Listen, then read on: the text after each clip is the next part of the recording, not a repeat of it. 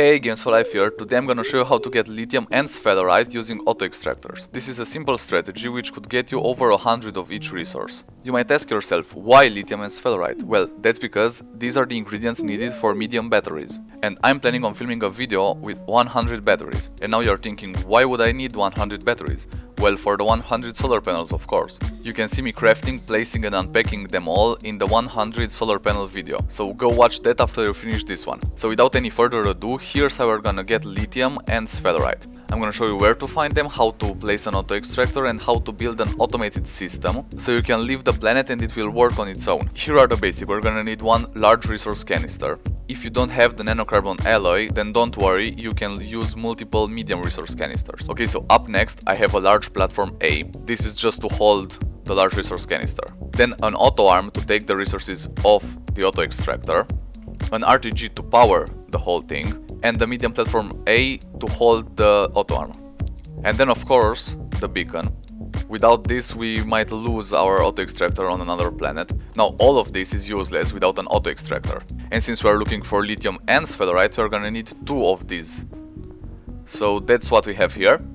Another setup just like that. Crafting an auto extractor is pretty easy. All we need is rubber, tungsten carbide, steel and exochip. Here I've got the materials for two auto extractors. So let's go ahead and craft two of them. So while these are crafting, let me show you where we can find the resources. Just go to the Astropedia resources and right here, lithium can be found in the caves of Vesania or in the mountains of Novos. For this video let's just go to the caves of Vesania. Why not? And then sphalerite can be found in the caves of Silva or the mountains of the Solo. I'm thinking let's keep it caves this episode, so we'll go to Silva, and then further down the line when we need some other resources we'll go to some other planets where we will place them in the mountains. But for right now let's just stick to caves. Right, so you can find anything in the Astropedia right here, anything you need. And yeah, we'll wait for this to finish.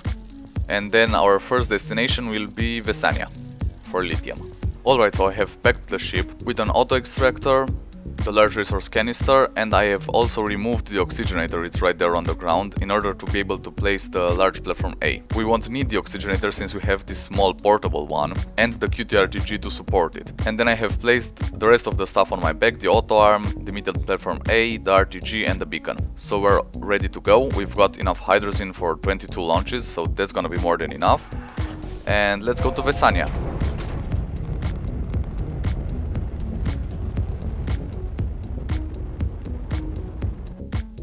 Lithium can also be found on Novos, which is Vesania's moon, but for right now we'll stick to Vesania in the caves. So here we are.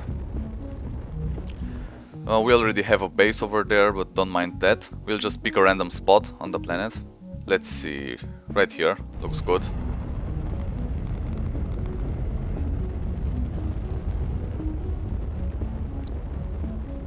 Alright. Now, first things first, let's turn on the auto oxygenator.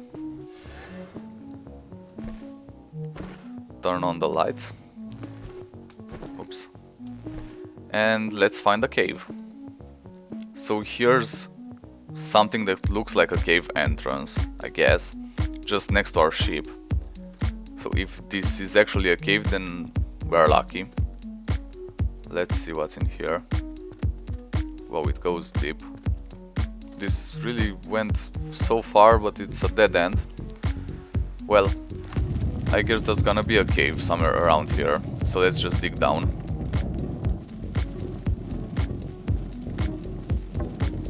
Oops. Need to turn off the portable oxygenator when we use the terrain tool, because we only have one QTRTG which produces 1 U per second. But if there's lead right here, that means it's probably on a cave wall somewhere or the ceiling of a cave. So I'm pretty optimistic, we should be reaching a cave any moment now. Oh, and there it is. So we've got a cave. Alright, let's get down there. And now to look for some lithium, and there it is. This wasn't hard at all. So if you didn't know, this is how lithium looks out in the wild. This is what you're looking for when you're searching for lithium. I'll head back to the shuttle and bring an auto extractor over here so we can assess if this is a good resource deposit. And if it's not, then we'll just find another one. And here we are with the auto extractor. Let's place it and see how good this deposit really is. So the further up this green bar fills, the better the deposit is. So ideally it would be filled to the top. Alright, let's try it over here, maybe. A little bit better up there.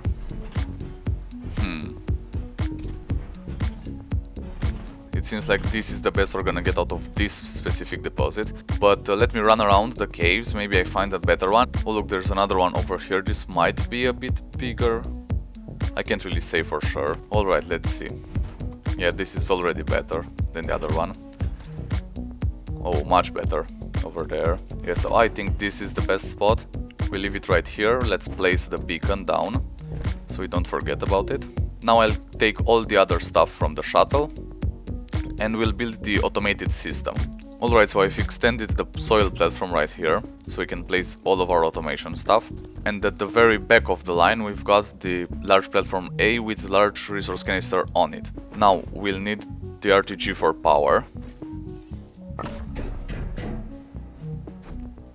We'll place it on top, right there. Then the platform for the auto arm. Remember, this takes from green and puts into blue. Make sure the green part gets into this slot where the resource come out of the auto extractor, and the blue one should reach into the canister. So we'll take this a little bit closer.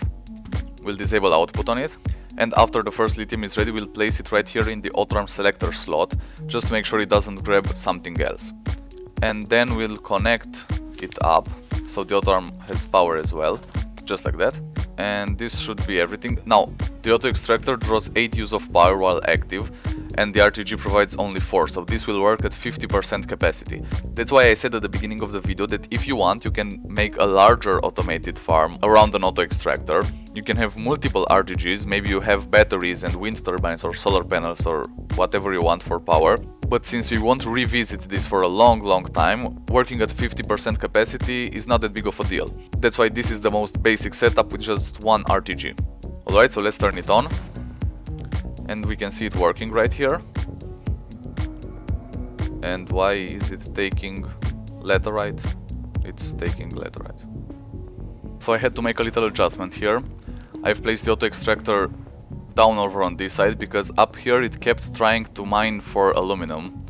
I mean laterite. Because this deposit probably runs underneath here. And up here it just kept getting laterite. So I moved it down here and kept the same setup. I've placed the lithium here in the selector slot, so the auto arm doesn't pick up anything else. This is just for safety. And you can see the green part reaches where the lithium gets mined, just like that, and puts it into the blue part into the canister. We already have 2 right there, so we'll leave this going, and this should easily get to over 100 in a couple hours. And we've got the beacon right here, so we never lose our auto extractor. Good, now let's head back and then we'll go to Silva for the sphalerite. And it's gonna be the same setup over there as well. Realistically, you can apply what I've just showed you to any resource. For example, we could have placed it on this resin right here and it would have gathered resin. Or you could place it on malachite or graphite or whatever you want, quartz, clay. It doesn't matter. You can use this example, this farm design, for everything. And as I said, you don't need the RTG if you don't have nanocarbon alloy yet, if you're early game. Just feel free to replace any part with something else. As I said, use something else for power, use batteries, run extenders from your auto extractor to the base, like we did for the first auto extractor we placed on Calidor a couple of videos ago. You know, so take my design and make it your own. Okay, now I'm headed back. Oh, our base was right there. We'll wait for it to come back around on the other side. And there it is. Let's land.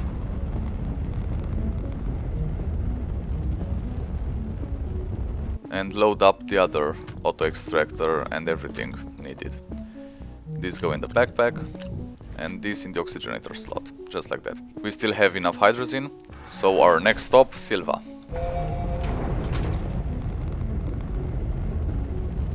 There it is, Silva. Now we also have a base there, but we'll do the same, we'll choose a random spot on the planet, so you don't need a base in order to use this auto-extractor design and everything. Let's see, so we want to go in the caves, so I won't choose something up there in the mountains. Let's see, maybe right here. That looks good.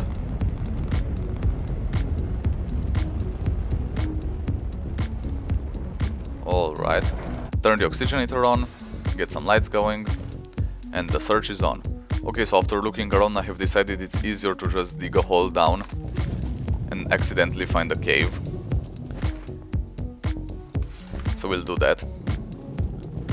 It's much faster this way. Oh, look at that. We already found it.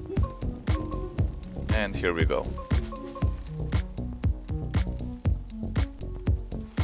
Well, is this really a cave? Oh yeah, it is. Oh, and would you look at that? That's sphalerite right there. The first thing we see. So this is great. Got sphalerite on the ceiling, sphalerite on the floor, sphalerite everywhere. So if you didn't know, this is how sphalerite looks in the wild. This is what you're looking for if you want to get zinc for your batteries. All you need to do is throw the sphalerite into a smelting furnace and it's gonna turn out zinc. So I found a spot right here where the green bar is a little bit higher than the rest. This is where the auto extractor is gonna stay. We've got our canister right here. Let's disable output. And then the auto arm over here. Let's turn it around. Just like that. Maybe a little bit this way. Yeah. Okay, let's send power through here. And then we can unpack the RTG. Just like that. I'll throw the beacon somewhere on the ground, make it black, and we can turn this on. And turn the auto arm on as well. And this is now extracting sphalerite. I'm hoping for it to be full by the time we come back, but 400 is a lot to ask for from one single deposit. But anyway, we're shooting for 100 batteries, so 100 should be enough. But anyway, I believe it's gonna be more than 100, maybe 200, something like that. So make sure to subscribe and stick around if you want to see that video next. If you enjoyed the video, make sure to leave a like, it really helps me a lot. And if 100 batteries sounds intriguing to you, then go check out this video on screen right now, where I have placed 100 medium solar panels in order to provide 400 use of power for my base. Thanks for sticking around till the end, and I'll see you next time. Bye guys!